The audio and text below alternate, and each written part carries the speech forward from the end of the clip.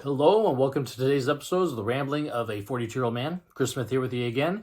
And today we'll just do a quick rambling on the 2023 movie Missing that came out back in January. I was able to catch this on VOD here this week. And we'll give a little background on it. We'll get into some of the director, the actors, and the talent that created it, and kind of my thoughts on the movie. So back in 2018, there was a movie released called Searching. It had John Cho in it, and it involved this gentleman. John Cho's character is trying to find his missing daughter, and it's told completely through computer screen.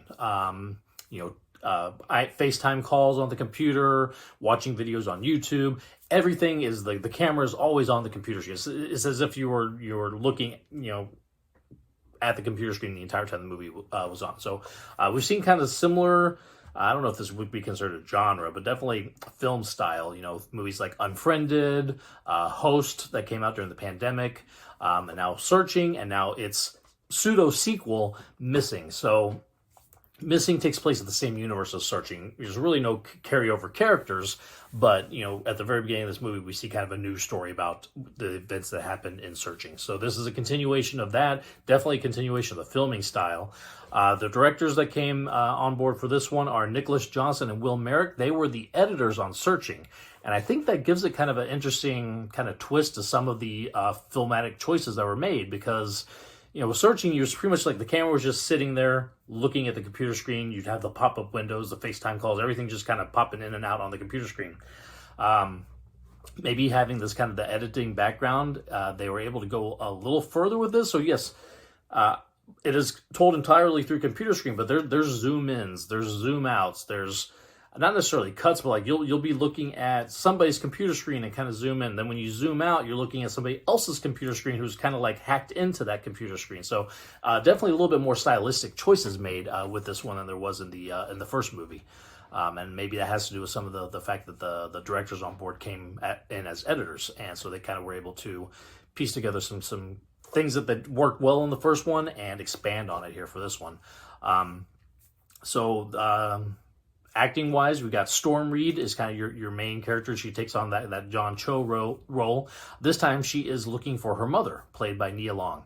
Now Storm Reed has been making quite a name for herself. I saw her in Wrinkle in Time a couple years ago. She most recently was in an episode of The Last of Us, where she played a pretty pivotal role in the development of some characters in that show.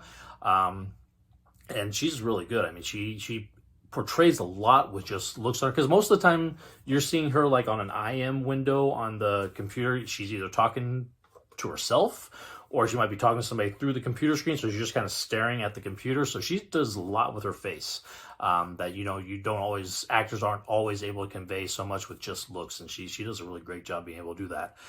So again, she's looking for her mother, who is Nia Long. And Nia Long has been in so much stuff. I remember Fresh Prince of Bel-Air back in the day, I think, was the first time I ever saw Nia Long. I know she's been in kind of like the Big Mama House movies with Martin Lawrence she was in, so she's been around for quite a long time. Kind of crazy to think of her as the mother of a kind of an upper teenage, like maybe 18-year-old kid at this point. But I mean, I guess it's just how old we're all getting these days. But Ken Long is also in this. I remember seeing him for the first time in Rush Hour. He's been in a lot of stuff as well, and so we got some good solid acting in here. And even better than that, the story itself is definitely an upgrade from Searching. Searching was a good story. I mean, it was very intense and a lot of just kind of had you on the edge of your seat kind of stuff. This one, I think, adds a little more action to it.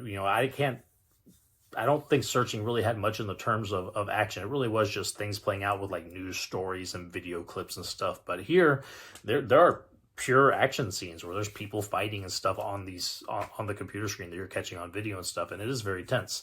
So definitely more, for people who may have found Searching to be a little light on the action or thrills. There's definitely more of that in this one.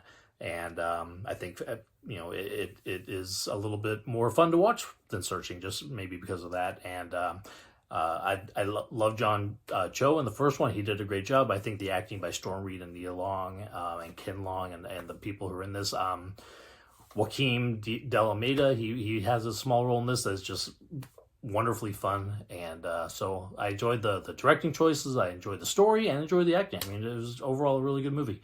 Upgrade from Searching, and like I said, I caught it on VOD. I'm sure it'll be on a streaming service at some point in the near future. It was just, I mean, it was just in theaters in January, but I mean, we're having crazy turnaround times now from theaters to VOD. I mean, Knock at the Cabin came out early February, and by end of February, I think it was already on VOD. It's just the timings of video releases are crazy right now. But catch this if you can. Look it up. If you're waiting for it to come out in streaming, I'm sure it will be somewhere eventually. But a lot of fun. You could definitely do worse for just a quick, fun movie night. So that is Missing. And like I said, I'm sure you can find it on VOD now, or if you wait for it, it'll be on streaming, and have a lot of fun with it. Thank you for listening to me. We will be returning with other videos throughout the week. I will say that spring break week is coming up, so if there is any sort of a lax or videos not coming out on time, it's because we're going to be a little bit busy for spring break. But I plan on having some videos in the can for us to be able to just kind of put out as we're going, and hopefully we'll be able to get some Final Fantasy VII stuff should be coming out this week. Should be talking about maybe a David's Den where we'll talk about football a little bit. And yeah, we'll hopefully have some fun stuff coming up this week. So please continue watching, subscribe and like if you're enjoying what you're seeing, and just thank you for listening to me ramble. Y'all have a good day.